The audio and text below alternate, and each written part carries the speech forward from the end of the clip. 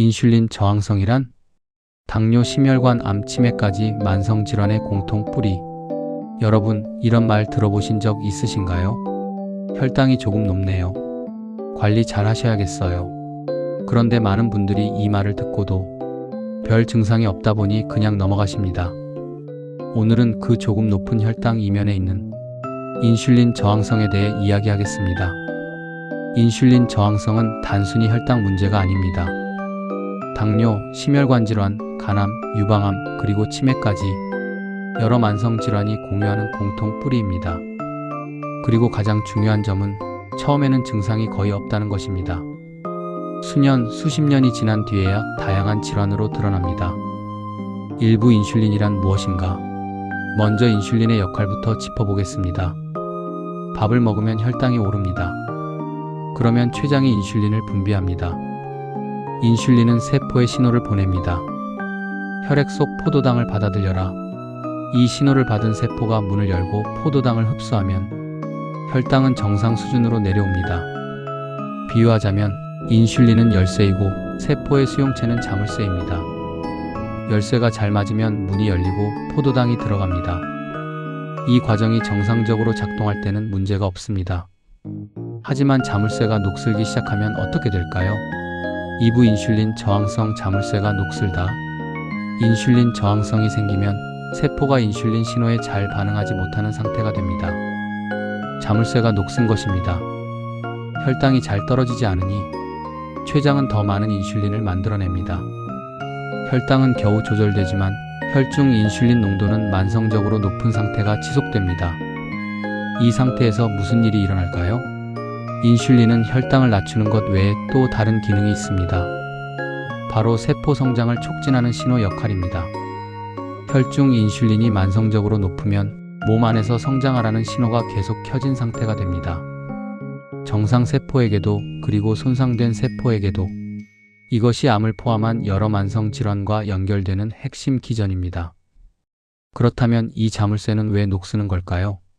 주요 원인을 4가지로 정리해드리겠습니다. 첫째, 내장지방 축적입니다. 내장지방 세포는 단순한 저장 창고가 아닙니다. 염증 물질을 끊임없이 분비하는 내분비 기관입니다. 이 염증 물질이 세포의 인슐린 수용체 기능을 떨어뜨립니다. 둘째, 반복되는 혈당 급상승입니다. 정제 탄수화물이나 고당 식품을 자주 먹으면 췌장과 세포 수용체 모두에 반복적인 과부하가 쌓입니다.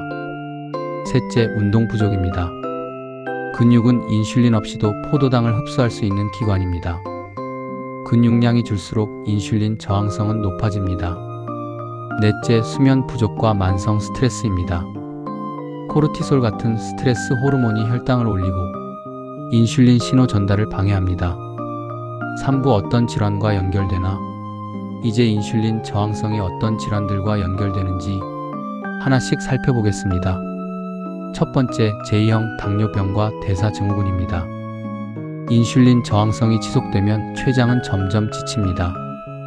결국 인슐린 분비 자체가 줄어들고 혈당이 만성적으로 높은 상태, 즉 당뇨가 됩니다. 고혈압, 고중성 지방, 저HDL 콜레스테롤과 함께 나타날 때 우리는 이것을 대사증후군이라고 부릅니다.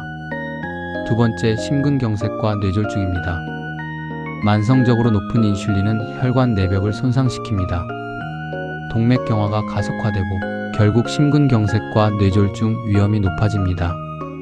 심혈관 질환의 배경에 인슐린 저항성이 깔려있는 경우가 매우 많습니다. 세 번째, 비알코올성 지방간입니다. 인슐린 신호가 왜곡되면 간에 지방이 과도하게 쌓입니다.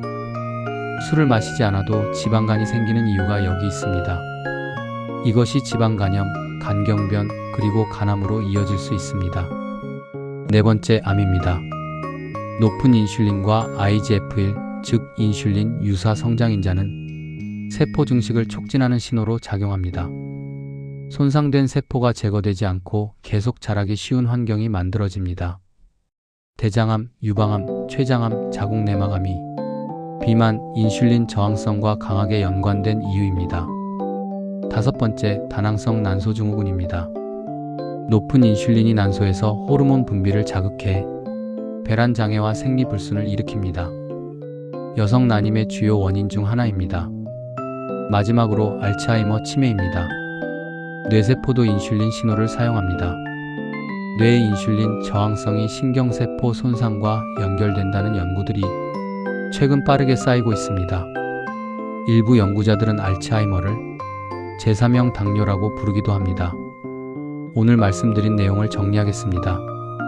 인슐린 저항성은 하나의 병이 아닙니다. 당뇨, 심혈관 질환, 지방간, 암, 치매가 각각 따로 오는 것처럼 보이지만 그 뿌리에 같은 대사 이상이 깔려 있는 경우가 많습니다. 그리고 이 과정은 처음에는 증상이 없습니다. 수년, 수십 년이 지난 뒤에야 질환의 이름으로 드러납니다. 중요한 것은 이겁니다. 이 환경은 중간에 바꿀 수 있습니다. 식습관 조정, 규칙적인 근력 운동, 충분한 수면, 이 세 가지가 인슐린 저항성을 되돌리는 가장 검증된 방법입니다. 진단을 받는 날이 시작이 아닙니다. 오늘부터 환경을 바꾸는 것이 시작입니다. 미래셀TV는 앞으로도 왜 병이 오는가를 이야기하는 채널이 되겠습니다. 구독과 알림 설정으로 다음 영상도 함께 해주세요.